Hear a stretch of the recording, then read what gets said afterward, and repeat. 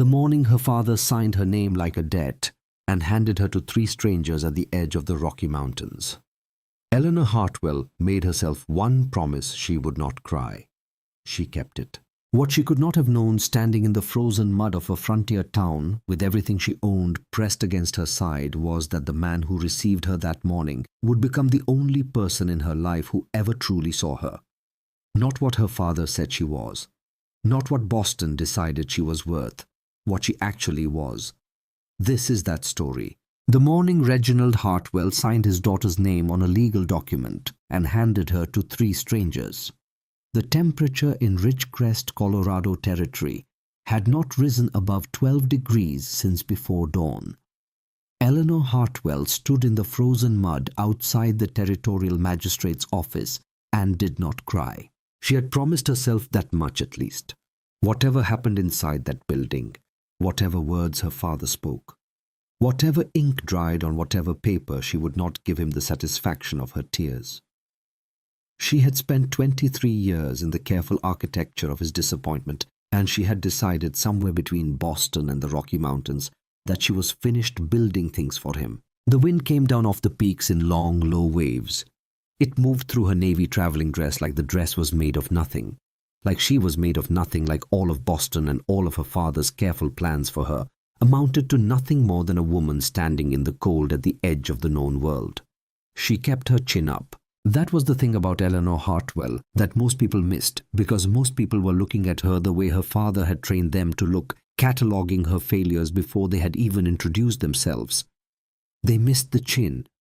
They missed the way her eyes moved when she was thinking quickly and without apology, the way a person moves through a library they have memorized.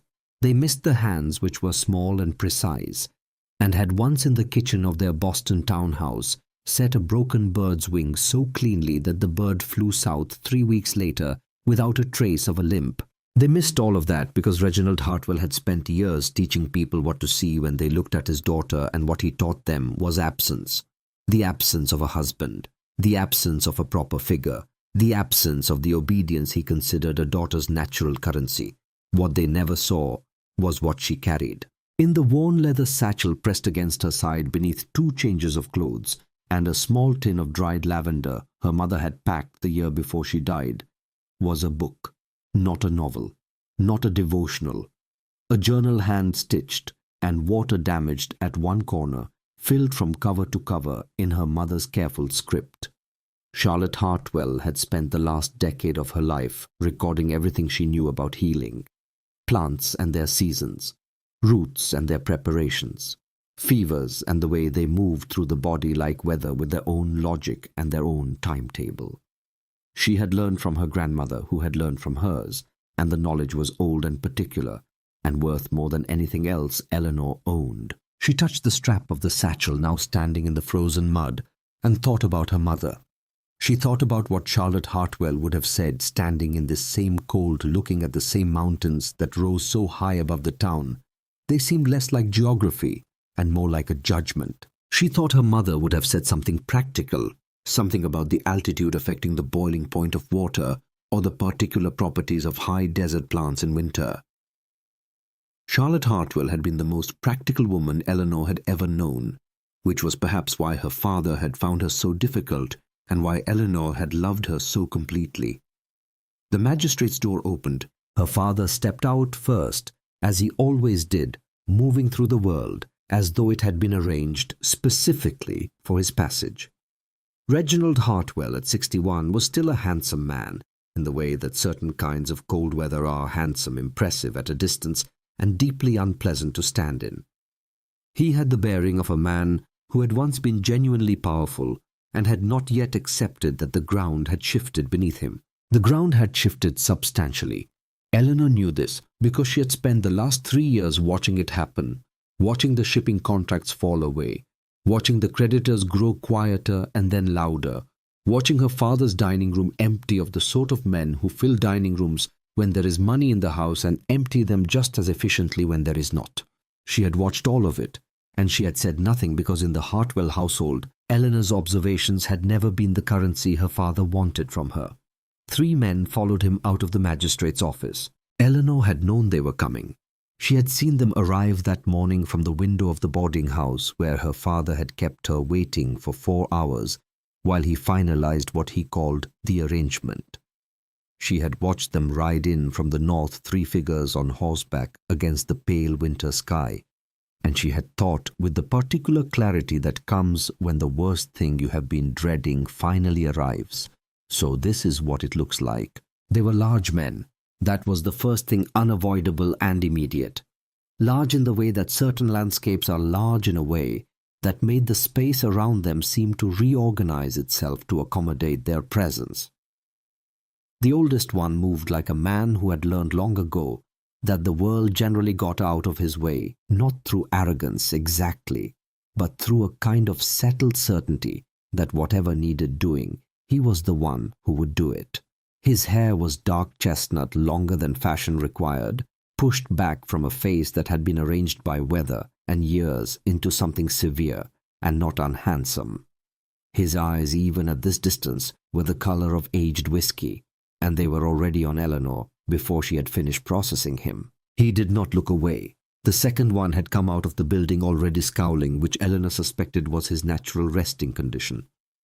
His hair carried more red in it than his brother's, and there was a quality to the way he held himself, arms crossed, weight on his back foot, jaw set against some argument he had not yet decided to make out loud, that suggested a man who operated on the principle that most things would go wrong, and it was only sensible to be annoyed about it in advance. The third was younger, and he stood slightly apart from his brothers, in a way that felt less like separation and more like observation.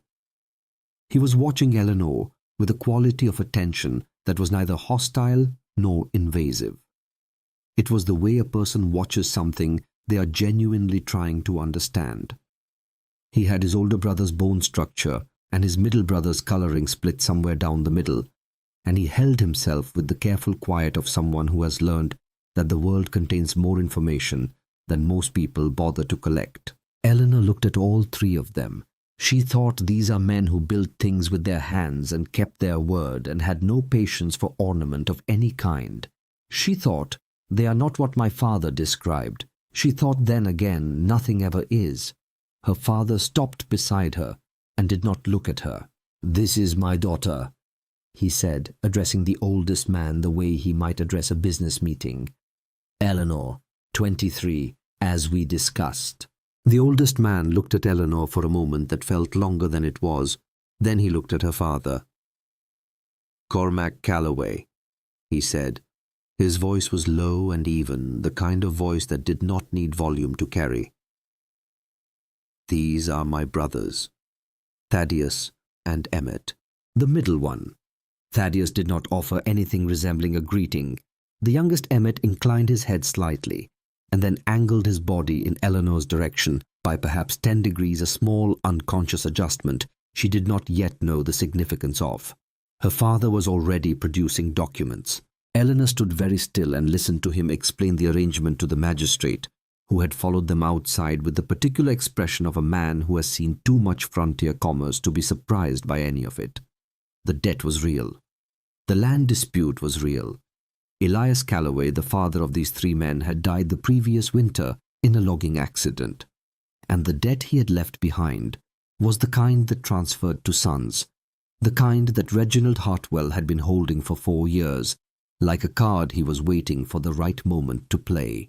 The right moment, as it turned out, was the morning after Eleanor had refused Aldous Finch's proposal in front of 17 members of Boston's better society. She had not planned the refusal exactly.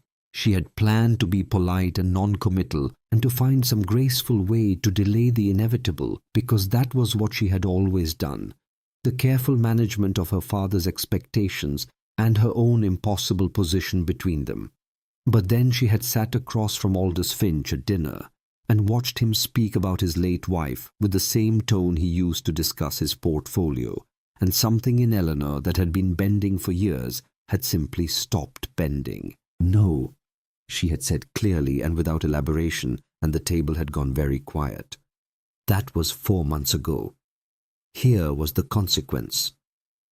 "The terms are 1 year of service," her father was saying. "She has certain medical knowledge that your operation currently lacks. In exchange, the outstanding claim on the eastern parcel is considered settled.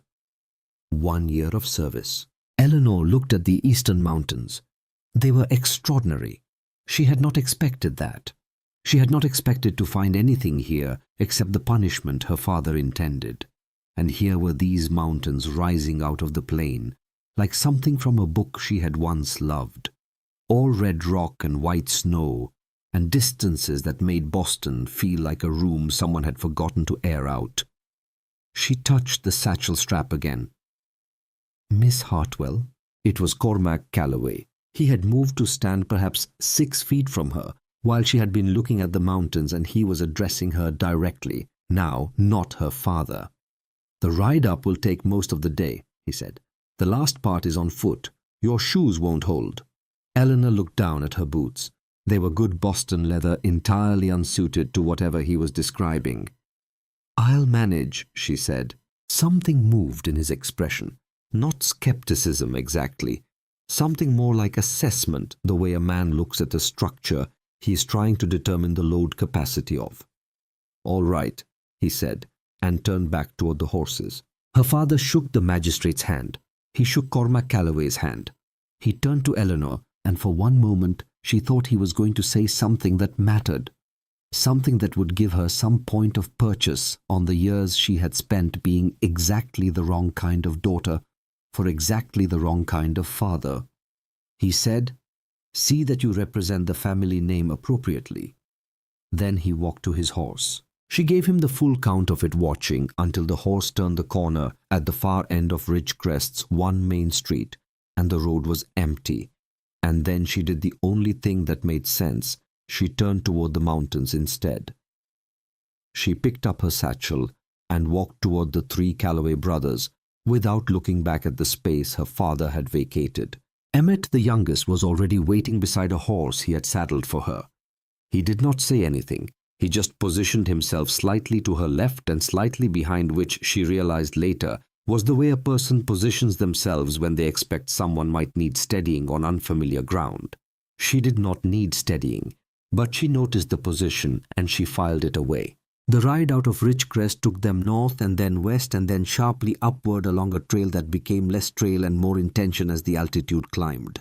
The town fell away behind them, and the land opened up into something vast and windswept and indifferent to all of them.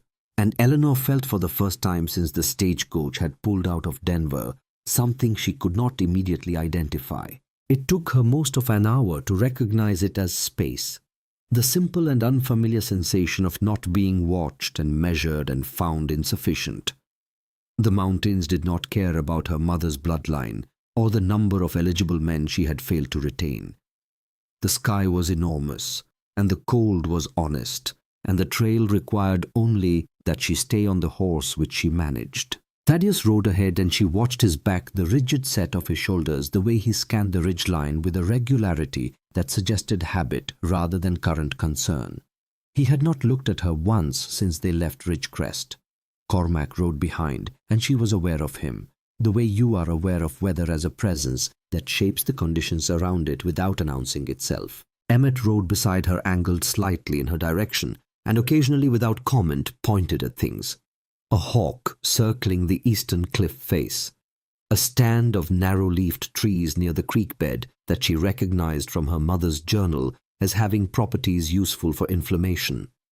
A section of trail where the ice had thickened and the footing was uncertain. She watched where he pointed. She did not ask questions because she was beginning to understand that the Calloway brothers communicated in a register that had very little use for unnecessary words. 3 hours out of Ridgecrest, where the trail narrowed to something that could no longer accommodate horses, they dismounted and continued on foot. The elevation had done something to the air that made it feel thinner and colder and more immediate. Eleanor's Boston boots were exactly as inadequate as Cormac had predicted. She did not say so. The blisters formed on her heels and the balls of her feet with a patient inevitability, and she adjusted her gait and kept moving, because the alternative was to stop, and stopping felt like something she could not afford to do. Emmett noticed. Of course Emmett noticed. He noticed everything. He stepped off the trail without breaking stride, and came back with a handful of something she recognized as kinnikinnick, the low-growing plant her mother had noted for its ability to reduce surface inflammation when the leaves were crushed and held against skin. He held it out to her without comment, without breaking his own stride, without doing anything that might require her to acknowledge that she was struggling. Eleanor took the leaves. She looked at him. "Thank you," she said. Emmett nodded once and looked back at the trail. She crushed the leaves in her palm as she walked and held them against her heel through the wool of her stocking at the next rest stop, and by the time the valley appeared below them, 3 hours later, the worst of it had eased. The valley was not what she had expected. She had expected something harsh and provisional, the kind of place a person builds when they have run out of better options. What she saw instead was a homestead that had been built by someone who intended to stay. The main house was 2 stories of squared timber with a covered porch that ran the full front length and windows that were larger than strictly practical positioned to catch the southern light. There was a barn that had been constructed with the same deliberate permanence, a root cellar dug into the hillside, a well, with a stone coping a corral, where 2 horses stood in the late afternoon shadow. The whole thing sat in the crook of the valley like something that had grown there, oriented to the sun and sheltered from the north wind by a wall of Douglas fir that must have taken 40 years to reach their current height. Someone had chosen this place very carefully. Someone had looked at this valley and understood what it could become. "My father built it," Cormac said from behind her. She had not heard him approach. "Started with 1 room in 62, added to it every year until he died." Eleanor looked at the house. She thought about a man spending 11 years building something room by room, adding to it each year, growing it deliberately toward a vision only he could fully see. "It shows," she said. Cormac did not respond, but she heard something in his silence that was different from the silence he had maintained all day. She did not yet know him well enough to name it. Inside the house was ordered in the way that things are ordered when someone has thought carefully about function and given up entirely on display. Every object was where it needed to be. The kitchen was designed around the wood stove, with the work table positioned to use the light from the south window and the dry goods stored in the coolest corner. The main room had a long table, 4 chairs and a stone fireplace that had been laid by someone who understood draft. There were books on a shelf near the window, not many but present. Cormac showed her to a room at the back of the house, small, with a single window that looked east toward the cliff face, a rope bed, a wooden chair, a lamp. The floor was swept. Someone had left a clean quilt on the bed. "Breakfast at 5, he said. "Work starts at 5:30. "What will I be doing?" she asked. He looked at her with an expression she was beginning to recognize as his version of consideration. The particular stillness of a man who does not answer questions before he has finished thinking about them. "What do you know how to do?" he asked. "Medical treatment," she said. "Plant identification for medicinal use, basic surgery, wound management, fever management, bone setting if the break is uncomplicated." She paused. "I can read a topographical map. I can do accounting. I speak French. I cannot cook on a wood stove." The pause that followed was not quite a silence. "All right," Cormac said again and left. Eleanor stood alone in the small room and looked out the east window at the cliff face. The rock was red and orange and deep brown in the last light, stratified in bands that told the story of 100 million years, if you knew how to read it, which she did not, but she thought she would like to learn. She sat on the edge of the bed and opened her mother's journal. The spine cracked softly in the way of a book that has been opened many times in many different lights.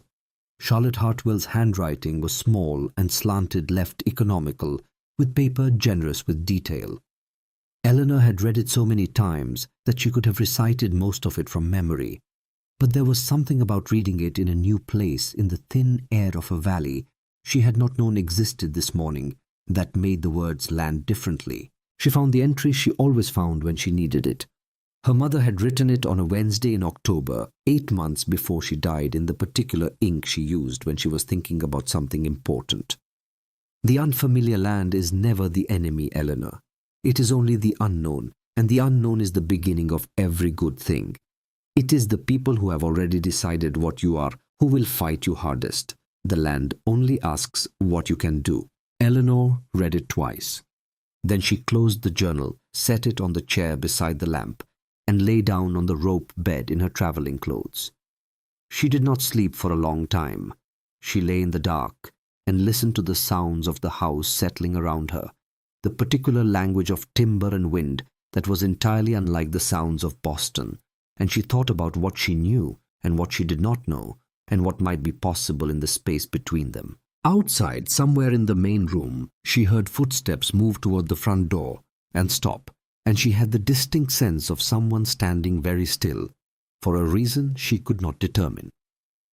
Then the footsteps moved away, and the house was quiet, and the wind moved through the fir trees with a sound like breathing. She slept. She woke at 4:30, which was when she had always woken, and she lay still for a moment in the dark and took inventory of where she was and why, the way you do when you have slept somewhere new for the first time. The altitude made itself known in a persistent headache behind her eyes. The blisters on her heels had stiffened overnight. The air tasted of pine and cold stone and wood smoke from a fire someone had already lit. She rose and dressed and walked to the kitchen. Thaddeus was already there. He was sitting at the work table with a cup of coffee and an expression that suggested he had been awake for some time and had spent that time constructing a comprehensive opinion about her presence in his kitchen. He was larger inside the house than he had been outside, which was something that happened with certain kinds of people, as though walls brought out dimensions that open sky absorbed. He looked at her. She looked at him.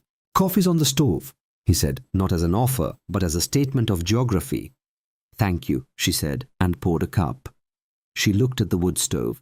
It was a large cast-iron affair with 4 burners and a firebox that had its own particular logic. She had read about wood stoves. She had never operated one. "I'll need to learn that," she said, nodding at the stove. "Yes," Thaddeus said. "Could you show me?" The pause was long enough that she thought he was going to refuse. Then he set down his coffee and stood up and spent the next 15 minutes demonstrating without commentary or patience exactly how the damper worked and how to bank a fire and how to regulate temperature by a combination of vent adjustment and fuel management. He did it once. He did not offer to repeat himself. Eleanor watched with the focused attention she gave to everything that mattered, committing the sequence to memory the way her mother had taught her, by understanding the principle behind each action rather than just the action itself. "I understand," she said when he had finished. He looked at her as though he had expected her to say she did not. She attempted breakfast. The results were honest failures. Too much salt in the porridge, the temperature wrong on the eggs, the timing off on everything simultaneously. She worked through it without apology and without self-deprecation, adjusting variables as she identified them, treating the stove as she would treat any new system with methodical attention, and an acceptance that competence is built, not inherited. Emmett ate what she made without comment.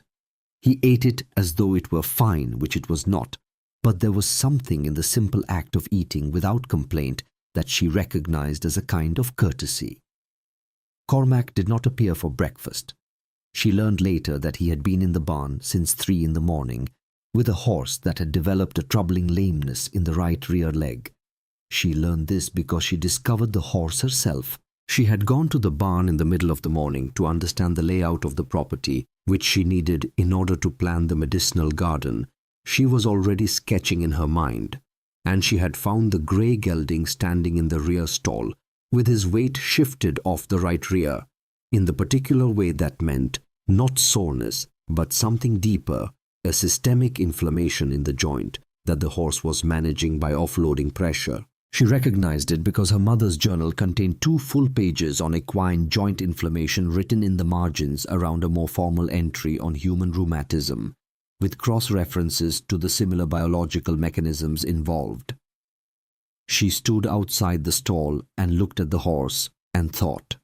Then she went back to the house and opened the journal and confirmed what she already believed, and then she went to find Cormac. She found him at the far end of the barn, speaking with a man she had not yet met, heavy-set and weathered in the way of someone who has spent decades in hard weather, with hands that were large even by the standards of this place. This was Amos Prater, the only hired man on the ranch, a fact she would learn properly later. Right now she walked past him and stopped 2 feet from Cormac and said without preamble, "The grey horse, I know what's wrong with it." Cormac looked at her with the particular stillness of a man who has heard unexpected information and is deciding what weight to give it. "The vet from Ridgecrest is already coming," he said. "When? Tomorrow."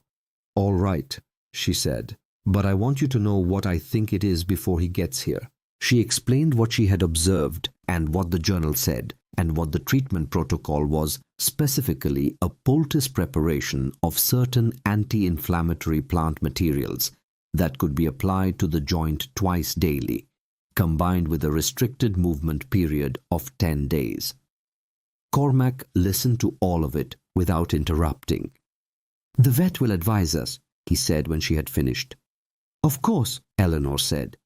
"I just wanted you to have the information." She returned to the house.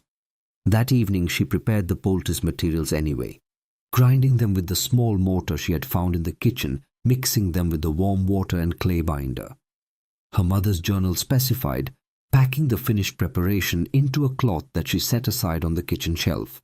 She told no one she had done this. The following afternoon the veterinarian came up from Ridgecrest. He was a small, quick man named Hessler, who moved efficiently through the barn and examined the grey gelding, and then turned to Cormac and said, "Joints infected through. You'll want to take the leg." Eleanor, who had followed at a distance and stood now in the barn doorway, said no. 3 men looked at her, and she walked into the barn. She explained again what she believed the condition to be and why amputation was not only unnecessary, but would almost certainly kill the animal through shock and secondary infection given the current temperature and the ranch's distance from any surgical aftercare. She cited her mother's journal by page and entry. She described the poultice she had prepared and the treatment timeline she believed would result in full recovery. Hessler looked at Cormac. Cormac looked at Eleanor. She held his gaze and did not look away because she knew she was right, and she knew that the way you hold a position when you know you are right is not with force, but with stillness. "I'll use her preparation," Cormac said. "If there's no improvement in 4 days, we revisit." Hessler shrugged in the way of a man who is being paid regardless and left. Eleanor spent the next 4 days applying the poultice twice daily, morning before breakfast and evening before dark, working with the grey gelding in the careful way her mother had taught her to work with anything in pain, slowly and without sudden movements, and with a consistent gentleness that the animal could learn to trust. Amos Prater watched the first 2 applications from the far end of the barn and said nothing. By the 3rd morning, he was holding the horse's lead for her without being asked. On the morning of the 5th day, the grey gelding put full weight on the right rear leg for the first time since Eleanor had arrived. Cormac came into the barn at dawn and stood looking at the horse for a long moment. Then he looked at Eleanor, who was folding the last of the poultice cloths. He said nothing. He left the barn. That afternoon, Eleanor found a pair of boots outside her bedroom door. They were working boots, heavy-soled and properly insulated, and they fit her as though they had been made for her, which they had not been, which meant that someone had determined her size through observation rather than measurement. She stood in the hallway holding the boots for a moment. She thought about when he might have looked at her feet closely enough to know her size, and she thought about the fact that he had never mentioned her Boston boots being inadequate after the first morning, even though she had been aware of their inadequacy every hour since. She set the boots on the chair beside her bed and sat down next to them and opened her mother's journal to the last page Charlotte Hartwell had written before she died. "The unfamiliar land is never the enemy, only the unknown. Eleanor read the words and thought about mountains and about horses and about a man who measured your feet with his eyes and said nothing and left boots at your door. She thought those were the kinds of details her mother would have noticed. That night she lay awake again, but the headache behind her eyes had eased, and the sounds of the house were becoming something closer to familiar, and when the wind moved through the firs, it sounded less like something she did not know, and more like something she was beginning to understand. In the kitchen the following morning, she found Cormac already at the work table before dawn, reviewing what appeared to be a survey map. She poured coffee without asking and set a cup beside him. He moved the map to make room for her. She looked at the survey map and recognized the topography she had been walking through for 5 days, and she began without planning to tell him about the location where she had seen the kinnikinnick stand, and about 3 other plant species she had identified along the eastern trail that had medicinal applications, and about the south-facing slope she thought would be suitable for a small cultivated garden if the growing season was long enough. Cormac listened. He corrected the location of one plant stand on the map. He said the growing season at this elevation ran roughly May through September, which was shorter than she had hoped, but workable if she started seeds in the house in March. They talked for 40 minutes before either of them noticed the light had changed. Then Emmett came downstairs and poured his own coffee and sat down across from them and looked from one to the other with the particular expression of the youngest sibling who has learned to read rooms with great accuracy and said nothing at all. From the second floor, there was the sound of Thaddeus's boots on the floorboards moving toward the stairs. Eleanor stood and went to the stove to begin breakfast, and thought that the day felt different from the days before it, though she could not have said precisely why. She burned the eggs again. She was working on that. What she did not know, what none of them knew yet, was that in a drawer in the small office of the main room beneath the ranch accounts and the seasonal supply orders, there was a letter that had arrived the previous week from a law firm in Denver.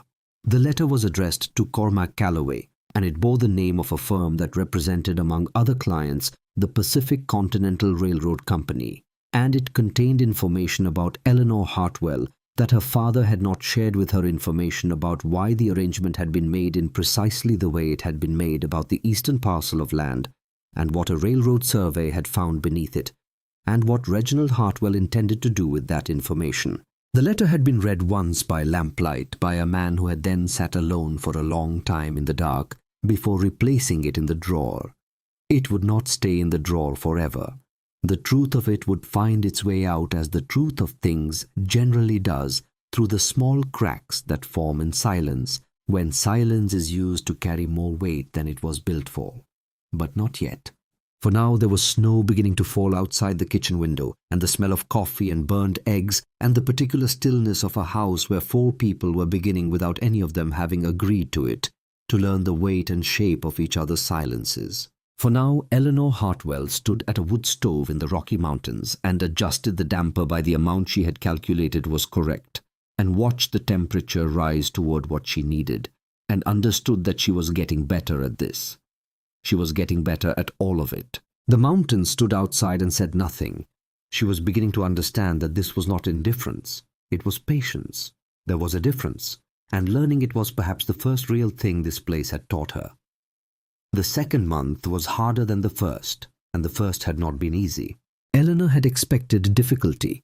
She had packed for it mentally, if not practically, in the way that a person who has read extensively about a thing believes they understand it before experience corrects them. She had read about frontier life.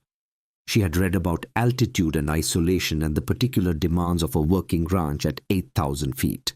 She had understood these things the way you understand cold from a book, which is to say not at all in the ways that matter. What she had not read about was the functional silence at Iron Ridge Ranch. It was not the silence of Boston drawing rooms, which was a performed thing full of suppressed opinions and careful social architecture. It was not the silence of her father's house, which had always carried within it the specific tension of words that had been decided against. This silence was the silence of 3 men who had lived together long enough that most of what needed communicating had already been established, and what remained could be handled with a look or a gesture or the particular way a door was closed. She was learning to read it. She was learning which version of Cormac's stillness meant he was satisfied with how a thing had gone, and which meant he was containing a reaction he had decided not to express. She was learning that when Thaddeus went to the barn at odd hours, it was not because something was wrong with the animals, but because he needed to be somewhere that did not require him to manage his expression. She was learning that Emmett's attention, that constant careful orientation of his right side toward wherever the conversation was happening, was not a posture of deference, but of precision, the adjustment of a man who was collecting information that others let fall. She had not yet asked him about his hearing directly. She had come close once 2 weeks into her time at the ranch when she had found a reference in her mother's journal to tympanic trauma from percussion injury and its long-term effects on auditory range. She had read the entry twice and then closed the journal and set it aside because there was a difference between knowledge that might help and knowledge that had not been invited. The day she understood this distinction was the day she began to find her footing. It came about as most of her footing did through the practical. Thaddeus had been fighting the water pump for the better part of a morning. It was a cast-iron hand pump that fed the horse troughs in the eastern corral, and it had developed a pressure failure that he had been diagnosing with the focused frustration of a man who was good at most mechanical things and was annoyed that this particular thing was resisting him. Eleanor had watched from the corral fence for some time, not because she was interested in watching him fail, but because she was genuinely interested in the mechanism and in what the failure might be telling her. She had grown up with her father's warehouse machinery, not operating it exactly but moving through it, which was what she had done in the years when her father's attention had been on the business and her mother was alive and no one was particularly tracking where Eleanor was.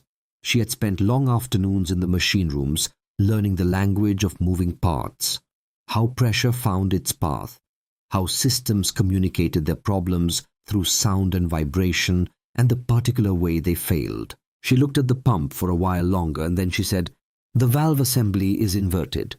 Thaddeus turned and looked at her. "Left of center," she said. "The seating is reversed. If you flip the valve and set the left side first, the pressure will distribute evenly before the right side engages." He looked at the pump. He looked at her. He looked at the pump again.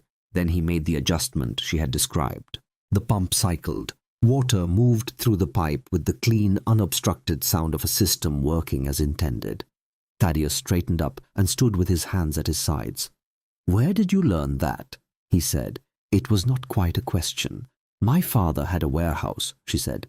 "I had time." He was quiet for a moment. He was looking at the pump, but she had the sense he was looking at something else. "My father used to say that time is either wasted or invested," he said, "and the difference is what you pay attention to while it's happening." It was the most he had said to her. That was not a correction or a directive, and she understood that it was not a compliment, so much as a reassessment, the particular sound a position makes when it shifts. She said, "He sounds like someone worth listening to."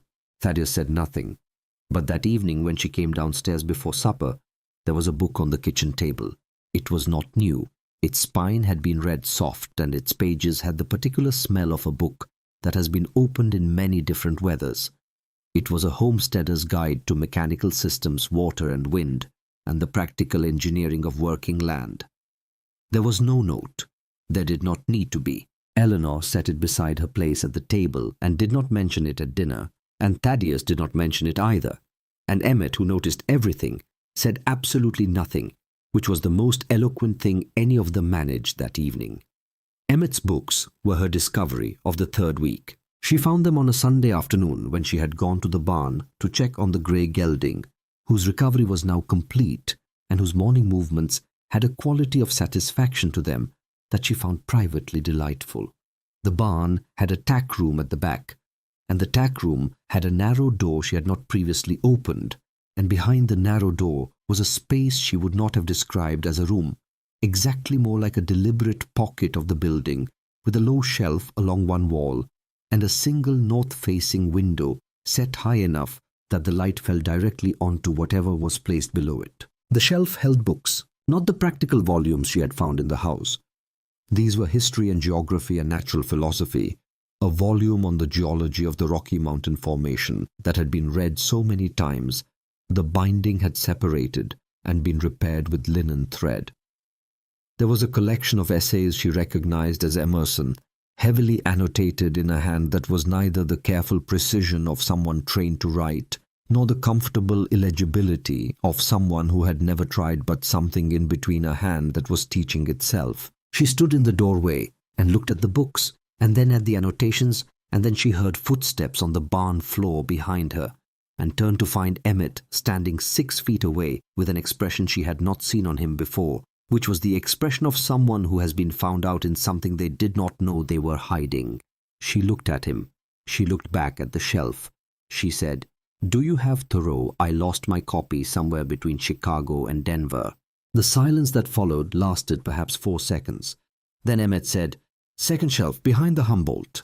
She found it. She took it with her when she left, and she read it that evening by the lamp in her room, and she thought about what it meant that the quietest man in the house had built himself a library in a space most people would have used for rope storage. She thought it meant that he was the kind of person who understood that certain things require privacy, not because they are shameful, but because they are too important to risk having misunderstood. She thought about that for a long time. The crisis came in the 4th week. It came in the way that crises on working ranches always come, which is without announcement, and at an inconvenient time, on a morning when the temperature had dropped sharply overnight, and a front was moving in from the northwest that Cormac had been watching with the particular attention he gave to weather systems he did not entirely trust. Amos Prater was in the north timber section felling a standing dead pine that had been leaning toward the fence line for 2 seasons. The tree came down correctly. The secondary branch, a widowmaker, lodged high in an adjacent fir that no one had seen, did not. Eleanor heard the sound from the house, a crack, and then a sustained crashing that was wrong in the way that sounds wrong when timber falls where a person is standing. She was out the door before she had consciously decided to move the medical satchel already in her hand, because she had gotten into the habit of keeping it on the hook by the door. She found Amos on the ground 40 yards into the timber, conscious but not moving, with the branch across his chest and the particular shallow, careful breathing of a man who has learned in the last 30 seconds that certain kinds of movement produce consequences he cannot afford. 2 ribs she determined within the first minute of assessment, possibly 3. The left side. The indentation above the 4th rib suggested fracture with displacement, which was the dangerous one, the one that could migrate inward if he was moved incorrectly. She told him this. "Going to hurt," he said, which she thought was probably the most useful thing he could have said. "Yes," she said. "Tell me when it gets worse than the hurting that's already happening. That's the important distinction." She stabilized the branch first, wedging it with stones, so it would not shift further, and then she worked her way through the assessment in the sequence her mother had taught her, systematic and unhurried. Because hurry in this kind of situation was not efficiency but panic wearing efficiency's clothes. Cormac arrived 4 minutes after she did. He had heard the sound from the eastern pasture and covered the ground at a speed that suggested he had been moving before the echo finished. He took in the scene with the rapid assessment of a man who has managed emergencies before. "What do you need?" he said. "Not what happened, not is he alive, not what should we do. What do you need?" The specific practical question of someone who has identified that another person is already in charge of the situation and has chosen to be useful rather than authoritative. Eleanor looked up at him. 2 straight sections of branch about this long, she said, holding her hands 18 inches apart. "And your shirts." Cormac had his shirt off and was already moving toward the nearest timber before she finished speaking. It occurred to her briefly and without particular significance in the moment that this was a man who did not perform compliance. He simply moved when the situation required it. She built the stabilization splint from the branches and strips of linen from Cormac's shirt, binding Amos's chest at a tension that would restrict dangerous movement without preventing the shallow breathing he needed.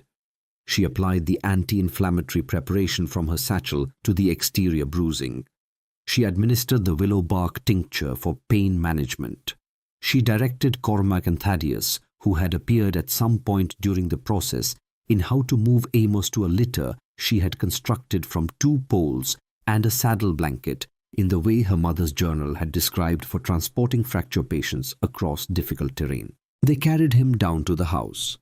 Emmett, who had followed from the northern pasture, arrived in time to hand Cormac a coat, without being asked, the way the youngest sibling learns to anticipate what the moment requires. She set Amos up in the room of the kitchen that had been used for storage, which she had identified 2 weeks ago as the most practical location for exactly this kind of situation.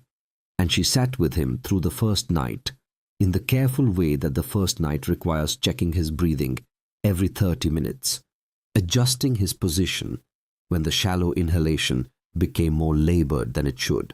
Thaddeus sat in the corner. He sat there from approximately 10 in the evening until 4 in the morning, and he did not speak, and she did not speak to him, and she understood that this was his version of the thing she herself was doing, which was making sure.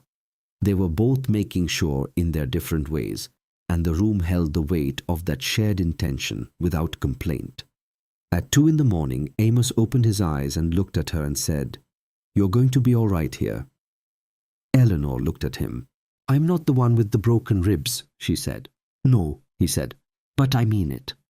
He went back to sleep. In the corner, Thaddeus was very still. The doctor came up from Ridgecrest the following morning. He was a competent man named Greer, who had been managing frontier medicine for 20 years, and who examined Amos with the efficiency of someone who does not waste time on conclusions he can trust.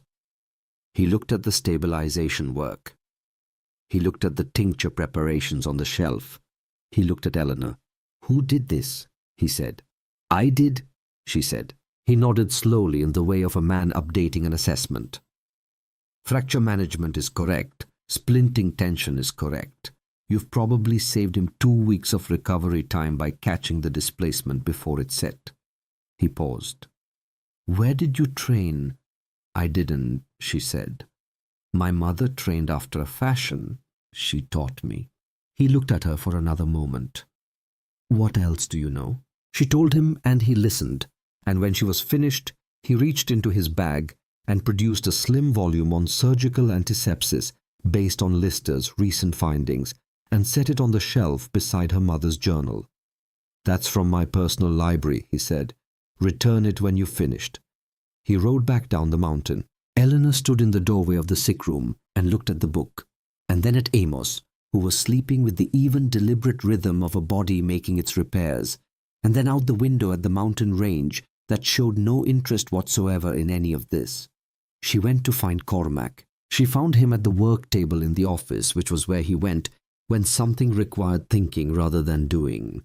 He was looking at a map of the eastern pasture with the expression of a man who is looking at a map but seeing something else entirely.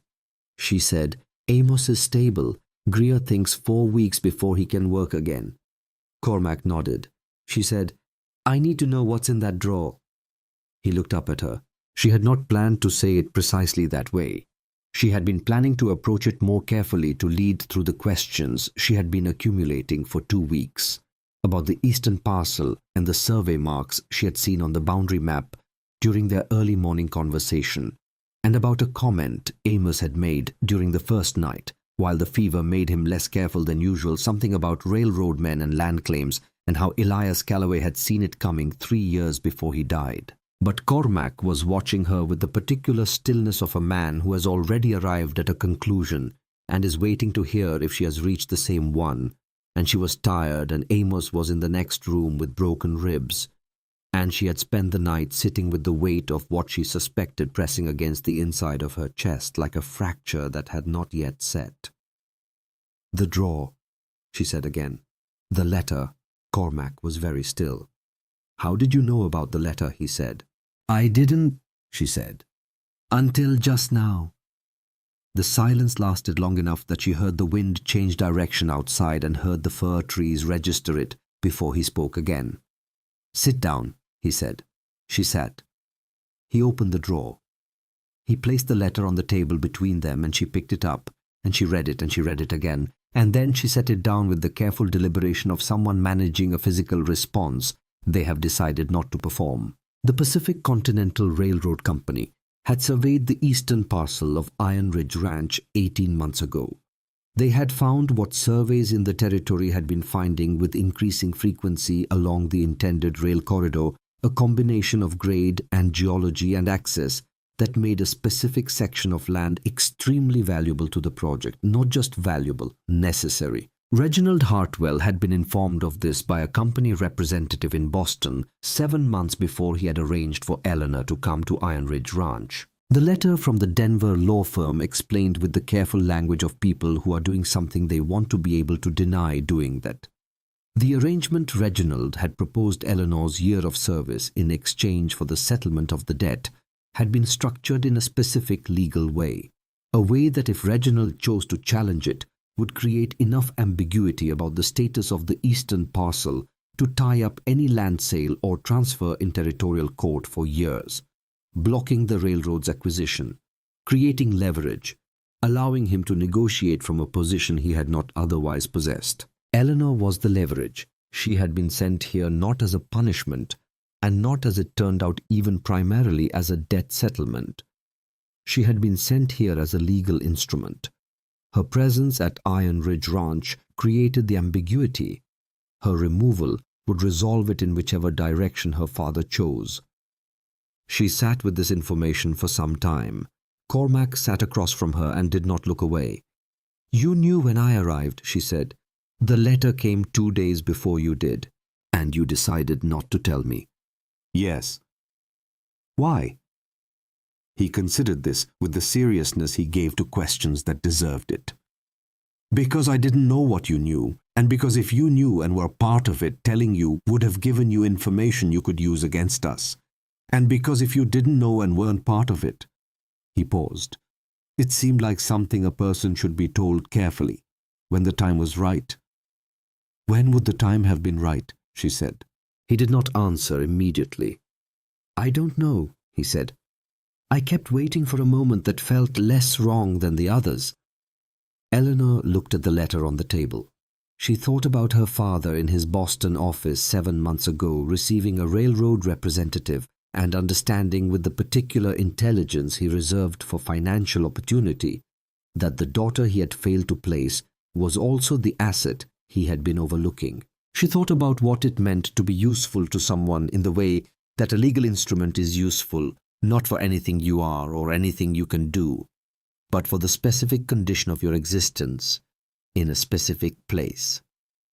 She thought about Amos, asleep in the next room with his broken ribs, saying you're going to be all right here in the middle of the night without any apparent reason to say it, except that he believed it was true. She thought about the boots left outside her door. She looked up at Cormac. "I'm not part of it," she said. He met her eyes and held them. "I know that," he said. "I think I knew it before the end of the first week." "Then we need to discuss what we're going to do about it," she said. "Together, because it involves me, and I will not be handled the way I was just handled." Something moved in his expression. It was not quite what she would have called relief. It was more like the particular quality of a structure that has been under load for some time and has just received additional support from a direction it was not expecting. A settling, a redistribution of weight. "All right," he said.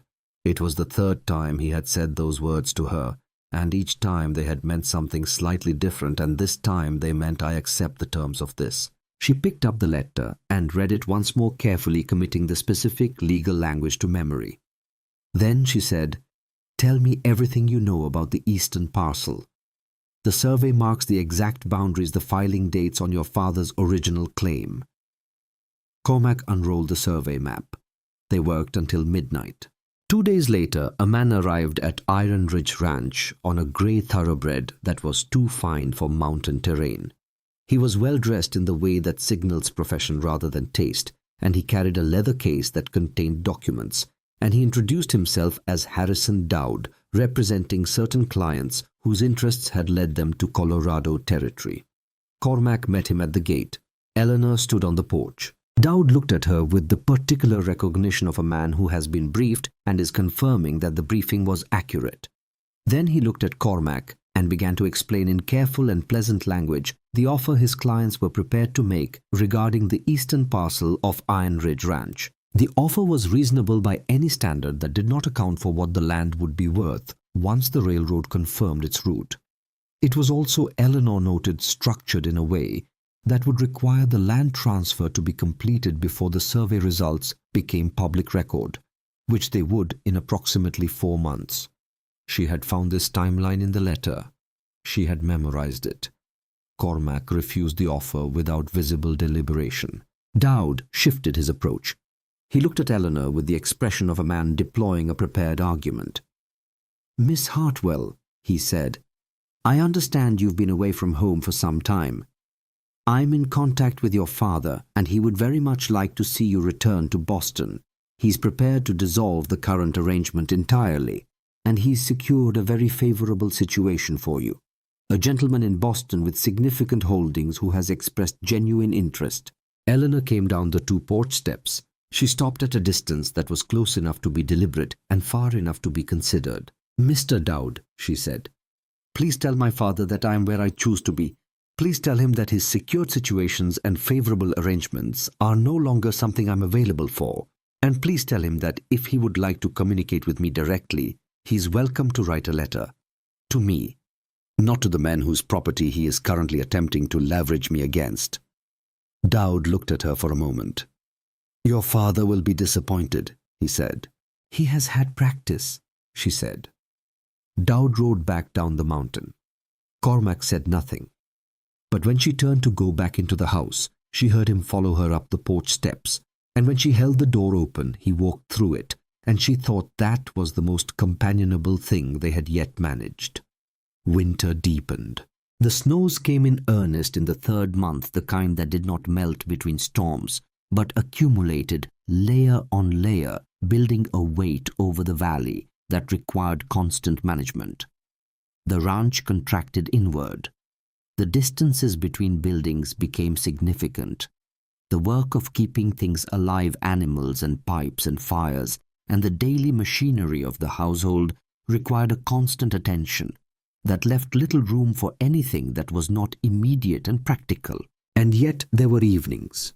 There were evenings when the work was done, and the fire was high, and the snow made the world outside the windows small and contained, and the 5 of them, because Amos had been moved to the house during his recovery and had simply remained occupied the main room, with a quality of collective ease that Eleanor had not experienced in any room she had previously inhabited. Emmett read, sometimes aloud when the passage warranted it, in a voice that was quieter than you would expect from a man his size, unhurried as though he was giving the words time to settle before moving on to the next ones. He read from the geology text one evening, a passage about the formation of the mountain range they were sitting inside, and Eleanor found herself listening with the particular attention she gave to things that reconfigured her understanding of her own location. She was sitting inside something that had been built over 60 million years. She had walked its trails and identified its plants and pressed her hands against its rock faces, and none of that had told her what she was hearing. Now the scale of it, the patient accumulation of force that had produced this valley and these cliffs, and the particular quality of light on the red rock at 4 in the afternoon. She looked at Emmett. He was still reading, but he had angled his body slightly toward her, as he always did, and she thought about what it meant to orient yourself continuously toward the source of what you needed to hear, and about the particular kind of attention that required, and about the fact that she had been doing something similar these past 3 months, learning to position herself toward whatever in this place was worth understanding. Thaddeus on those evenings was different from the Thaddeus of working hours. The hardness was still present, but it was not deployed. He sat at the table with a cup of coffee and occasionally contributed a sentence to whatever conversation was moving through the room, and the sentences were always direct and often accurate, and sometimes she was discovering unexpectedly dry. On an evening in December, he said about a particularly complicated passage in the law text he had obtained from Ridgecrest that the territorial legislature wrote their land statutes as though they expected the land to be too confused to argue back. Eleanor laughed genuinely and without thinking about it. Thaddeus looked at her with the expression of a man who has done something he did not entirely plan and is not sure how to classify the result. Then the corner of his mouth moved, just slightly. She did not remark on it. She had learned that the right response to moments like this in this house with these men was to receive them without commentary and let them exist on their own terms. Cormac was the last to come downstairs on those evenings, and he always positioned himself at the end of the table closest to the fire, and he was the quietest of all of them, which, given the competition, was saying something. But she had begun to understand that his quiet was not absence. It was the opposite of absence. It was the concentrated attention of a man who misses nothing and has decided for reasons she was still mapping that she is worth paying attention to. There was a night in January. The temperature outside had dropped to the kind of cold that made the timbers of the house speak small contractions and expansions in the dark. Everyone else had gone to bed. Eleanor was still at the table, with her mother's journal cross referencing an entry about wintergreen with the Lister volume Greer had left, and Cormac was still in the chair by the fire. She had thought he was asleep. He was not. "What was she like?" he said. "Your mother." Eleanor looked up. He was watching her with the firelight on one side of his face and the dark on the other, and she thought about how long it had been since anyone had asked her that question, how long since anyone had been interested in Charlotte Hartwell as a person rather than as an absence. She told him about the kitchen garden in Boston and the way her mother had kept notes on everything that grew in it, not just for medicine, but for the pleasure of understanding. She told him about Saturday mornings when Reginald was at the warehouse, and Charlotte would spread her journals across the dining room table, and she and Eleanor would work through them together, the mother teaching and the daughter learning, and neither of them knowing that this was preparation for anything specific. She told him about the bird with the broken wing. Cormac listened the way he did most things, completely and without interruption. When she finished, there was a silence that was not uncomfortable. "My father used to say that the things worth knowing take a long time to teach," he said. "He said you should be grateful when someone gives you enough time to learn them properly." Eleanor thought about her mother, who had given her 10 years and all of it useful. She thought about the mountains, which had been building for 60 million. She thought about patience as a form of generosity, which was something she was beginning to understand from the inside rather than from a book. "He sounds like someone who built things to last," she said. "He did," Cormac said. He was quiet for a moment. "He would have liked your mother's approach. The documentation. The cross-referencing. He kept his own records. Every season, every crop, every repair, and why it failed or held." He paused. "They're in the office, in the cabinet on the left." "I know," she said. "I found them the 3rd week." Something moved in his expression that she recognized now as the cousin of a smile, the particular configuration his face made when something amused him that he had not anticipated. "Of course you did," he said. She went to bed shortly after, and she lay in the dark, listening to the house and to the wind and to the sound of her own thinking, which had been getting louder recently in the way that thinking gets louder when it is trying to arrive at something. She was arriving at something. She could feel it the way you feel weather coming, not yet visible, but already present in the pressure of the air. What she did not know yet was that her father's second letter was already on its way north from Denver, carried by a rider who would reach Ridgecrest in 4 days and send it up the mountain with the supply run. The letter contained information about the lawsuit her father had formally filed in territorial court, contesting the land claim on the eastern parcel, and a deadline by which Eleanor's return to Boston would resolve everything quietly. The deadline was 6 weeks away. The mountains outside the window held their ground in the dark, as they had held it for 60 million years, patient and indifferent and exactly where they had always been. Eleanor did not know about the letter yet, but she was beginning to know other things, things that the letter would not change, things that had been building since the first morning she had adjusted the wood stove damper, and gotten it right since the booths outside the door, since 2 o'clock in the morning, when Amos Prater had told her she was going to be all right here.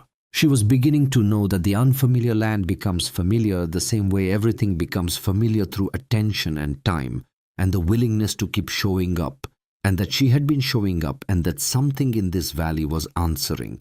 She slept, and outside the snow kept falling, and the firs held their weight, and in the house on the work table the survey map was still spread open to the eastern parcel, marked in her handwriting, with the locations of everything she had found there that was worth knowing. The letter arrived on a Tuesday in the first week of February, carried up from Ridgecrest with the monthly supply run on a mule that had made the trip enough times to manage it without guidance.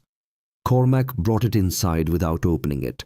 He set it on the work table and looked at it for a moment, and Eleanor, who was at the stove, adjusting the temperature for the morning's bread, watched him look at it, and understood from the quality of his stillness that this was not an ordinary letter. He opened it. He read it standing up, which was how he read things that required an immediate assessment rather than a considered one.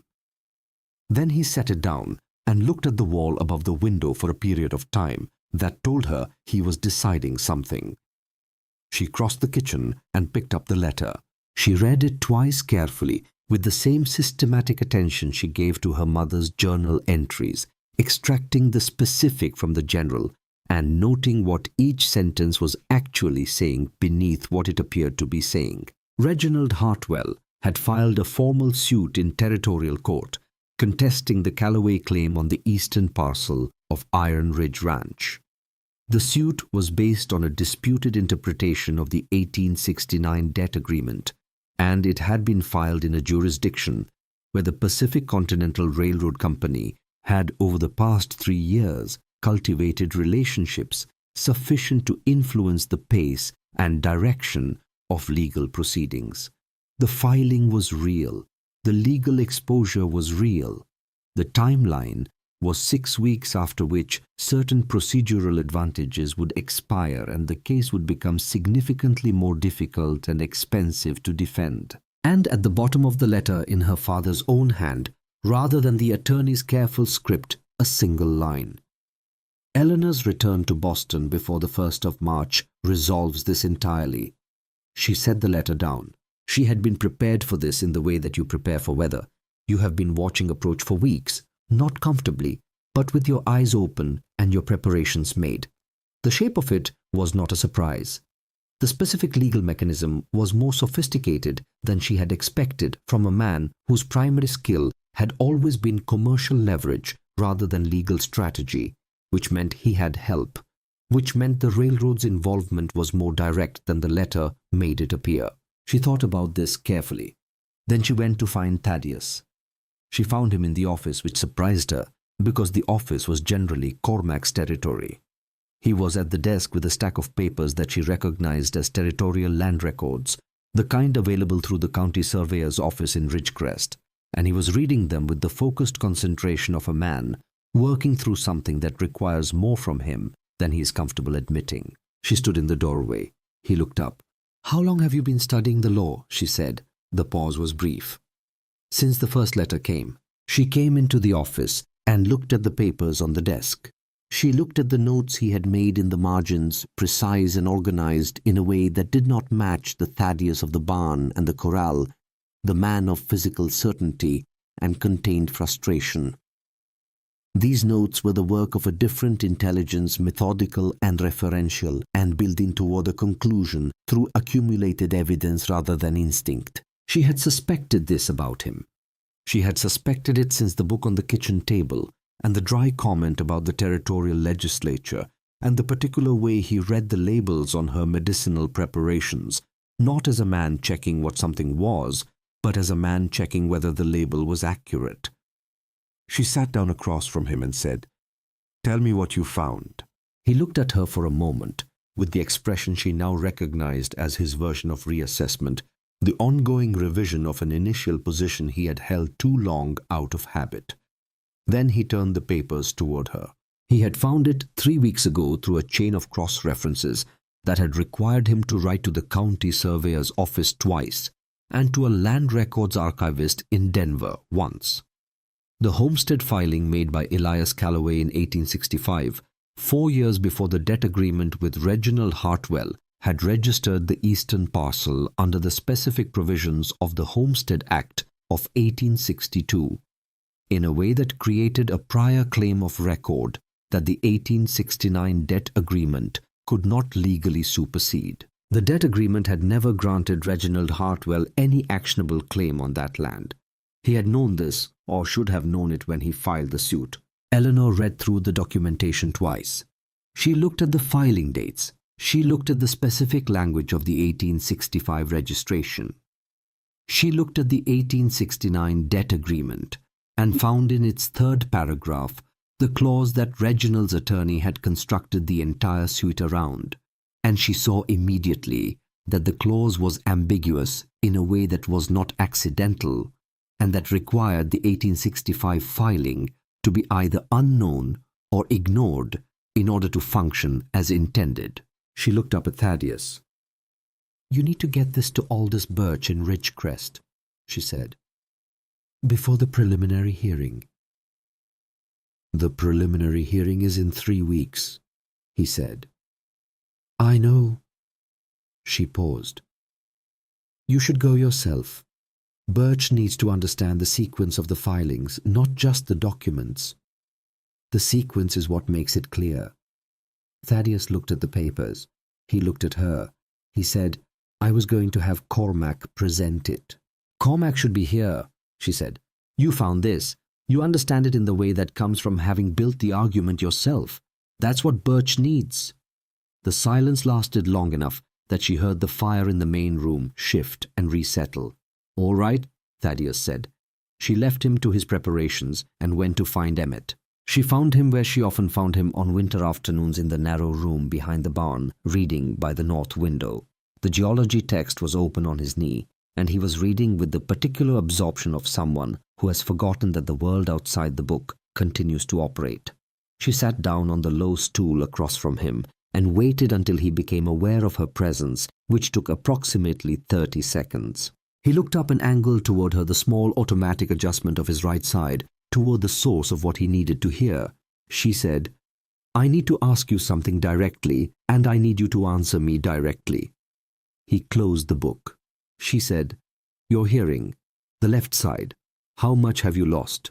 The silence was the kind that has weight. She watched him manage it, watched him move through the familiar architecture of deflection, and arrive at the place where deflection was not available. "Most of it," he said. "On the left, a percussion injury, 3 years ago." He paused. "A rifle discharge at close range. I was holding the stock wrong." "Does it affect your balance?" He looked at her. "Sometimes," he said. "In low light, on uncertain ground." She nodded. She was thinking about the tympanic membrane entries in her mother's journal, about the passages on auditory nerve damage and its relationship to the vestibular system. She was thinking about what was treatable and what was not, and what could be managed with the right understanding of the mechanism. "I am not going to tell your brothers," she said. "That's your conversation to have when you're ready for it. But I want you to understand that I know, and that it doesn't change anything I think about your value to this ranch or to the people on it, and that if there are management strategies worth trying, I would like to try them with you on your timeline." Emmett looked at her for a long moment. He said, "Why?" She said, "Because your mother taught your father how to build rooms with the right light, and your father taught all 3 of you to pay attention to what things need in order to flourish, and you have been paying that kind of attention to everything around you since the day I arrived here, and I think it deserves the same in return." He was quiet. Outside, the wind moved through the fir trees. "The Colorado School of Mines is opening a geological survey program this autumn," he said, which was not the response she had expected. She waited. "I wrote to them in November," he said. "They responded in December. They said my written work on the regional geology indicated sufficient preparation for admission consideration." He paused. "I haven't told my brothers." "Why not?" "Because the ranch needs 3 men," he said. "And because I didn't know if it was real until someone who knew what real looked like confirmed it." Eleanor looked at him carefully. "It's real," she said. "And the ranch has been building something here for 11 years that's bigger than 3 pairs of hands. It will hold." Emmett looked at the closed geology text on his knee. "I wanted to finish the winter first," he said, "to be sure of the timing." "The timing is right," she said. "But tell your brothers before the snow melts. They deserve to hear it from you, rather than discover it." He nodded once, the small, precise movement she had come to recognize as his version of a committed answer. She returned to the house. That evening after supper she wrote a letter. She wrote it at the kitchen table by the lamp, while Cormac read the survey documents she had marked for him and Amos, whose ribs had mended with the patience of a man who had no choice but to let them play a slow game of cards with himself in the corner. She wrote to a woman named Margaret Fulton at the Denver Morning Post, whom she knew through a chain of correspondence that connected Boston to Denver through 3 intermediate letters, and a mutual friend who collected pressed botanical specimens. She had been thinking about Margaret Fulton since the first letter from the Denver law firm. She had been thinking about the particular power of a story told from the right angle, about the difference between a legal argument and a public one about the railroad's investment in the appearance of fair dealing, and what that investment was worth to them, and therefore what the appearance of unfair dealing might cost. She did not write to Margaret Fulton about the railroad. She wrote to her about Iron Ridge Ranch. She wrote about the valley and the homestead and the 3 brothers who had built it up from 1 room, and about a woman who had arrived from Boston in January with a satchel full of her mother's knowledge and had found that knowledge more applicable in the Rocky Mountains than it had ever been in Massachusetts. She wrote about what she had learned and what she had taught and what the exchange had produced. She wrote, "The best stories are not about the powerful. They are about the people who refuse to be moved by them." She sealed the letter and set it with the outgoing mail for the next supply run. Then she looked at the survey map on the table, the one she and Cormac had worked over that first night with her handwriting, marking the locations of the medicinal plants along the eastern boundary, and she thought about what that land was and what someone had tried to make it into, and she thought about the difference between a thing's value and its price, which was something her mother had understood and her father had not. 3 weeks later, Thaddeus rode down to Ridgecrest with the homestead filing documentation and spent 2 days with Aldous Birch in the law office on the main street. He came back on the 3rd day with the particular quality of silence that she had learned to read as satisfaction that he was not yet prepared to express. "Birch thinks it's sound," he said to Cormac. "To the room. To no one specifically." Cormac looked at Eleanor. Eleanor looked at the fire. The preliminary hearing was in Ridgecrest on a Wednesday in late March, when the snow had thinned enough on the lower trail to make the descent manageable. Cormac and Eleanor went together. Thaddeus and Emmett stayed at the ranch with Amos, who had offered to go and been declined on the grounds that someone needed to be there who could lift things.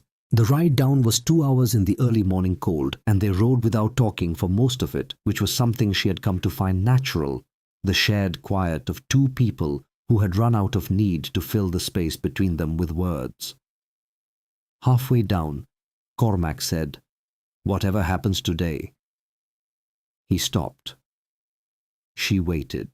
"Whatever happens today," he said again, and did not finish the sentence, because he was a man for whom the thing he meant, and the words available for it, did not always correspond, and she had learned to read what he meant through the things he placed around it, rather than through the thing itself. She understood him to mean, "I want you to know that the outcome of today is not the measure of what has been built here, that whatever the court decides, the year of it stands regardless, that she stands regardless." She said, "I know." They rode the rest of the way down in silence.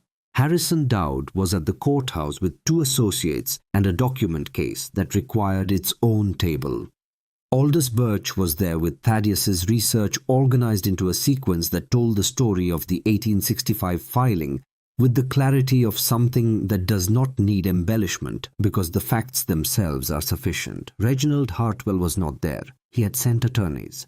Eleanor sat in the gallery and watched the proceedings with the attention she gave to mechanisms she was trying to understand, tracking the specific claims and the responses and the particular moments when Birch's argument landed and Dowd's shifted to accommodate it. She had spent 3 weeks studying the territorial land law.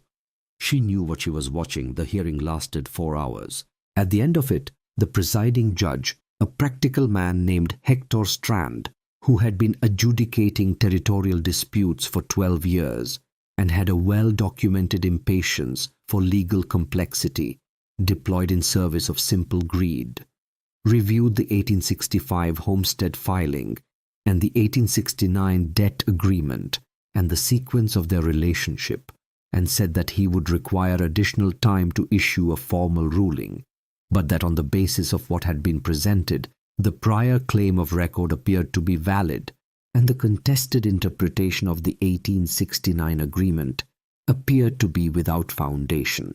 Dowd objected to the characterization. Judge Strand looked at him over his reading glasses with the expression of a man who has heard this particular objection in many different shapes and found none of them persuasive. Eleanor did not allow herself to feel the relief until they were outside. They stood on the courthouse steps in the thin spring sunlight, and the relief came in quietly, not as exhilaration, but as the simple physical sensation of a weight she had been carrying redistributing itself. And she breathed in the cold air and thought about her mother's handwriting and the 60-million-year mountains and the grey gelding who had walked without a limp for 6 months now. Cormac stood beside her. After a moment he said, "Strand will rule for us." "Yes," she said. "That's not everything," he said. She looked at him. He was looking at the mountains above the town, the familiar silhouette of the range she had been living inside for months now, the ridgeline she had learned the way you learn the face of someone you see every morning. "No," she said. "It isn't." He looked at her. The amber eyes held something she had been watching accumulate over months, the way a riverbed accumulates sediment slowly and continuously, and in a direction that is not dramatic but is irreversible. He said, "Your father is going to contact you directly when the ruling comes." "I know. What will you tell him?" She thought about it honestly, which was the only way she knew how to think about things that mattered. She thought about Reginald Hartwell, at 61, still handsome in the cold weather way, still moving through the world as though it had been arranged for his passage, still unable to see that the ground had been shifting under him for years. She thought about what he had intended and what he had produced, and about the distance between those two things, which was enormous and entirely his own construction. She said, "I'll tell him I'm well. I'll tell him the arrangement produced more than either of us expected." She paused. "I'll tell him that if he ever wants to know his daughter rather than manage her, he is welcome to try." Cormac was quiet. "And if he doesn't," she said, "then this is where I am." They rode back up the mountain in the afternoon, and the light changed as they climbed the flat valley, light giving way to the angled mountain light that made the rock faces glow from within. And Eleanor felt something in her chest that she had been feeling for some time and had been waiting to name properly. She did not name it yet. She let it ride alongside her on the upward trail, a companion she had not invited and was not going to dismiss. Reginald Hartwell came in April. He came alone, which surprised her. No attorneys, no associates, no advance notice beyond a brief letter that arrived the week before, written in his own hand rather than dictated without the careful architecture of his professional correspondence.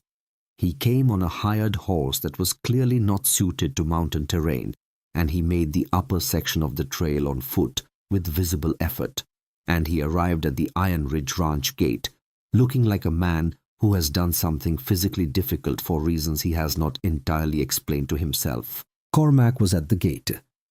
The two men looked at each other for a moment with the complex regard of men who have been adversaries through intermediaries and are now meeting the actual person for the first time. Cormac opened the gate. He did not speak. He walked back toward the barn and left Reginald Hartwell standing in the yard, which Eleanor understood was not rudeness, but the particular Calloway form of courtesy, the granting of space without the performance of welcome. Eleanor came off the porch. Her father looked older. Not in the way of years, but in the way of something having been revised downward, some previously maintained pressure, having been released or reduced. He was still Reginald Hartwell. He was still the man who had signed her name on a legal document and sent her into the mountains. But he was also, she could see now, a man who had been living with the weight of that decision for more than a year and had not found it comfortable. She did not help him begin. She had spent too many years managing his discomfort for him. He said, "The suit has been withdrawn." "I know," she said. "Birch notified us last week." He nodded. He looked at the house, at the 2-story timber structure with its covered porch and its large south windows. He looked at the medicinal garden she had planted along the east wall, just beginning to show the first green of the season above the soil line. He looked at the mountains above the valley, which were what they always were, which was more than any single looking at them could take in. "Your mother would have liked this," he said. It was not what she had prepared herself for. She stood with the words for a moment, feeling their specific gravity, the weight of a man acknowledging a thing he could not take back, and had not until this moment found the language to approach. "Yes," she said. "She would have." He reached into the bag he carried and produced a parcel wrapped in oilcloth and tied with twine. He held it out to her. She took it. Inside the oilcloth were journals, 5 of them bound in the same style as the one she carried, with Charlotte Hartwell's name written on the inside cover of each in her mother's particular left slanting hand. Eleanor had not known these existed. She had believed the journal in her satchel was the only one. Her hands were very still around the journals. "She kept them in her writing room," her father said. "I put them away after she died. I don't know why exactly." He stopped. "That is not true. I know why. Because looking at them required looking at things I was not prepared to look at." Another pause. "I am more prepared now." Eleanor looked at the journals in her hands. 5 volumes of her mother's knowledge and observation and careful attention to the world, stored in a room in Boston for 8 years, while she had been working from the single surviving volume as though it were all there was. She thought about what was in these pages. She thought about what she did not yet know, and what she would learn, and what that learning would allow her to do for the people who came to her with their injuries and their fevers and their complicated winter damage. She looked up at her father. She said, "Come inside. I'll make coffee." He ate dinner with them that evening. The 5 of them at the long table, and the dinner was not comfortable exactly, but it was honest, which Eleanor had come to believe was worth considerably more than comfortable. Cormac was civil in the way that he was civil with everyone, which was without warmth but also without hostility, the steady neutrality of a man who is reserving judgment. Thaddeus was quiet in the way he was always quiet with people he did not yet know. Emmett was the most openly curious, asking Reginald careful questions about the Boston shipping industry that Eleanor recognized as genuine interest rather than social performance. Amos served the bread she had baked that morning and said nothing, which was his contribution to most social situations, and what she had found usually sufficient. Before he left the following morning, Reginald stood in the yard with Eleanor in the early light. He said, "I want to tell you that I understand I was wrong." She waited. "About the arrangement," he said. "About the way I made it. About a number of things that preceded it by a considerable number of years." He looked at the mountains. "I was managing a situation. I have always been very good at managing situations. I was considerably less good at seeing that you were not a situation." The yard was quiet around them. "I hear you," she said. It was not forgiveness exactly, but it was something. It was the door left slightly open, rather than closed and locked. He shook Cormac's hand at the gate. Cormac received it with the same neutrality and said, "Safe riding down." Reginald mounted the hired horse and rode to the trail and did not look back. Eleanor watched until the trail bent around the first outcropping and he was gone. Then she went inside and opened the first of the 5 journals and began to read. Summer came to the valley in the way it always came, suddenly and completely, as though the mountain had decided overnight that winter had been sufficient and it was time for something else. The meadow grass came up thick and fast. The medicinal garden along the east wall of the house established itself with the confidence of plants in the right soil. Margaret Fulton's article appeared in the Denver Morning Post in June. Eleanor had not told anyone she had written to her. The article arrived with the supply run folded inside the regular mail, and she opened it at the kitchen table while the bread was rising and read it with the peculiar sensation of recognizing yourself in language that is not your own. Margaret Fulton had titled it, "A Woman's Choice: How One Boston Lady Found Her Place Beyond the Territories of Expectation." She had not written about the railroad. She had not written about the legal dispute. She had written about Iron Ridge Ranch and about Eleanor's medicinal work, and about the way the frontier could produce in the right conditions something that the cities of the eastern seaboard had not found a way to replicate, which was the simple possibility of becoming what you actually were rather than what you had been assigned to become. The article was read. Eleanor knew it was read because 3 weeks later, a family from the settlement 12 miles south sent their youngest son up the mountain with a note asking if the woman healer on the ridge could come down to look at the mother who had a recurring fever that the Ridgecrest doctor had been unable to resolve. She went. She spent the afternoon with the woman whose name was Vera, and she identified the source of the fever and prescribed a preparation and left instructions that she wrote out in clear language rather than medical notation. She came back up the mountain in the evening and told Cormac she needed a room set aside in the house for proper medical work. He said, "I know, I've been thinking about the east room." She said, "It needs more light." He said, "We can add a window." Emmett told his brothers about the Colorado School of Mines in July, on an evening when the light was long and the valley was at its most generous, and the timing was as Eleanor had said it would be right. The conversation lasted 3 hours.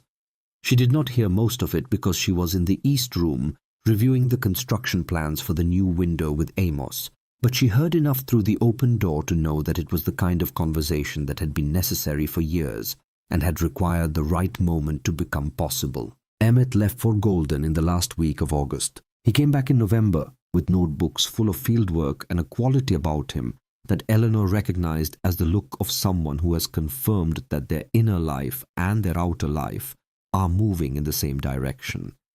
He ate 3 servings of the venison stew she had made and told them about the geological formations he had documented in the foothills south of Denver and asked Cormac detailed questions about the eastern pasture's rock composition that kept them at the table until midnight.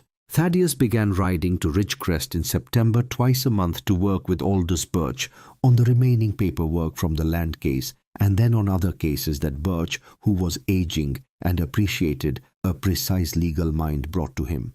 He did not discuss this openly. He simply went and came back, and the work of the ranch accommodated it, the way working things accommodate the necessary by adjusting.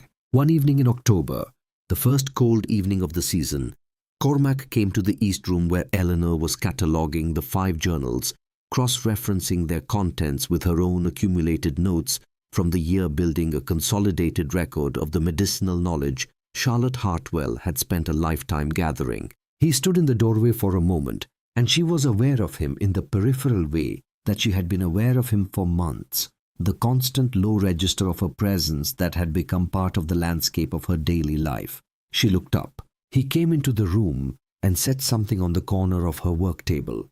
It was the mandolin. She recognized it from the winter, from an evening when she had passed the office window and seen him through the glass, sitting alone with it on his knee, working through something slowly and without an audience. He sat down on the chair she kept for patience. He said, "My father taught me the first part of this when I was 12. He died before he finished." She set down her pen. He played the piece. It was not polished. There were places where the fingering was uncertain, and one transition that he had clearly been working on and had not yet resolved to his satisfaction. But the bones of it were there, the melody his father had started, and that he had spent the intervening decades learning to finish, and in the small room with the new window dark against the October night, it was without question the most honest thing she had heard in a very long time. When he finished, There was a silence that she did not fill because some silences are complete on their own terms. Then he said, without looking up from the instrument, "I want you to stay, not because of the arrangement, not because it suits the ranch." He paused. "Because this place is different with you in it, and I have been trying to find a way to say that for months, and I am apparently a man who says it better on the other side of a year than at the beginning of one." Eleanor looked at him. She looked at the man who had given her boots when her own were inadequate and had measured her feet with his eyes, because he was always measuring what was needed and finding ways to provide it. She looked at the man who had shown her the survey map and given her his honest silence, and had said the first time she stood her ground all right, and meant it. She said, "I'm not going anywhere." He looked up. She said, "I was never going anywhere. I think the ranch knew it before I did." He set the mandolin down and stood up, and the distance between them was the kind of distance that has been closing for a long time, and has finally arrived at where it was always going. And when he took her hands in his, the contact was steady and unhurried and entirely without performance. The way everything he did was without performance, and she thought that was the truest thing about him, and the thing she had loved first, without knowing she was loving it. The lamp burned on the work table. Her mother's journals were open around them. Outside, the first frost of the season was settling across the valley, making the air sharp and clear and full of the smell of pine and cold stone, and the mountains stood in the dark exactly where they had always stood. 20 years is a long time by most measures, and not long by the measure of mountains. Iron Ridge Ranch in 1893 was not the same place Eleanor had arrived at in January of 1873, and it was entirely the same place, which is the way things are when they have been built properly, growing larger without losing their essential nature, the way a tree adds rings without ceasing to be the tree it was. The house had 2 additions now, one to the east, where the medical room had grown into 3 connected spaces, as Eleanor's practice had grown, and one to the north, where Emmett stayed when he came home, which was 3 or 4 times a year, and always for longer than planned. The barn had been rebuilt after the fire of 1881, larger and better ventilated, and the corral fencing had been replaced twice. The root cellar had been expanded. The well had been recased. The medicinal garden along the east wall had expanded too, sprawling past its original boundaries into a formal arrangement that Eleanor had designed over several winters, organized by use and growing season, with a low stone border that Cormac had laid one autumn when the regular work was done, and he had needed something to do with his hands. She still had her mother's journals, all 6 of them. She had added 4 of her own. Cormac at 54 was slower in some ways and faster in others. His hair had gone to grey at the temples, and the weathering of his face had deepened the years of altitude and sun, writing themselves into his skin with the same patient accumulation as everything else in this valley. His hands were larger than ever with work, and when he walked through the ranch, he moved with the particular quality of a man who knows exactly where he is and does not need to think about it. He still woke before 4. Eleanor still found him at the work table with the survey maps and the seasonal accounts, except that now the accounts were hers as much as his, her handwriting interleaved with his in the ledgers that went back to 1873. Thaddeus rode to Ridgecrest 4 days a week now. The sign above Aldous Birch's office had read, "Birch and Calloway for 6 years," and when Birch had retired 2 years ago, Thaddeus had taken on a junior partner, and the sign had become Calloway and Associates, which was something no one at Iron Ridge Ranch had predicted, and everyone on reflection understood to have been inevitable. He still came home for Sunday supper without exception. He was still the most difficult person in any room he occupied, and he was still, when you had earned it, the most steadfastly loyal. Emmett had his name on 2 published geological surveys of the Rocky Mountain Formation, and a position with the United States Geological Survey that took him to Wyoming and Montana, and occasionally to places so remote that his letters took 3 weeks to arrive. He came home in November and in late spring, and sometimes in the middle of a season, without warning appearing at the gate with a pack full of rock samples and notebooks and an expression of someone who has been alone long enough to have genuinely missed the sound of people he loved. His hearing had not improved, Eleanor had known it would not. But he had learned over 20 years to manage the vestibular effects of the balance disruption, and he had told his brothers, the winter after Eleanor's first year, in the long conversation, she had heard through the east room door, and the world had not ended, and the ranch had not required him to be anything other than what he was. Amos Prater was 63 and had retired from the heavy work 4 years ago at Eleanor's firm medical suggestion and Cormac's practical agreement, and he now spent his days doing the work of the ranch that required experience rather than muscle, which turned out to be most of it. He had a room in the north addition that was his, and on Sunday evenings he sat at the head of the table and told stories about Elias Calloway that got longer and more improbable each year, and everyone listened, because the stories were worth listening to, regardless of their relationship to historical accuracy. Reginald Hartwell had died in 1888 in Boston in the house on Marlborough Street. He had written to Eleanor twice a year in the years between his visit and his death letters that were shorter than his old correspondence and more honest, asking questions about the ranch and about her work, and occasionally in the last years about the mountains, which he said he thought about more than he had expected to. She had written back. It had been in its way enough. The families of the valley came to Eleanor, not only in emergencies, though in emergencies she was always the first recourse. They came for the slow things too, the persistent coughs and the difficult pregnancies and the children's fevers and the old men's joints. She had trained 2 younger women in the settlement below to assist with the work she could not cover alone, and she had written to the Ridgecrest doctor, Greer's successor, a young man named Aldrich, who had trained in Philadelphia and established a referral relationship that worked in both directions. She had returned his copy of the Lister volume 4 years after borrowing it. She had added 12 pages of annotations. He had sent it back, asking if she would consider co-authoring a paper on antiseptic wound management in high-altitude frontier conditions. She was considering it.